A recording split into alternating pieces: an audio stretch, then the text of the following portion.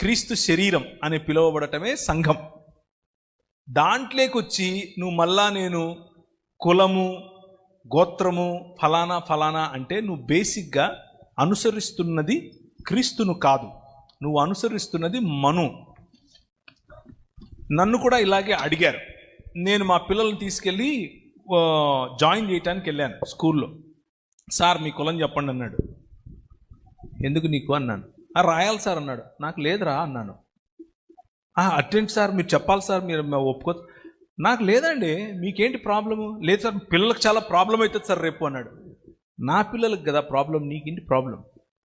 నేను చెప్తున్నాను నాకు కులం లేదని, నువ్వు జనరల్ అని రాయి అక్కడ అన్నాను. సరే సార్ మీ ఇష్టం అన్నాడు, రాశాడు. ప్రతిఘటించడం నేర్చుకోవాలి. తల ఒగ్గేంత వరకు ఈ సిస్టమ్ అనేది అలాగే తల వంచు. అలాగని చెప్పి నేను ఇప్పుడు మైక్ పట్టుకొని మీరెవ్వరు కూడా అందరూ ఇలాగే చేయండి అని నేను చెప్పను. అది మీ వ్యక్తిగత చాయిస్.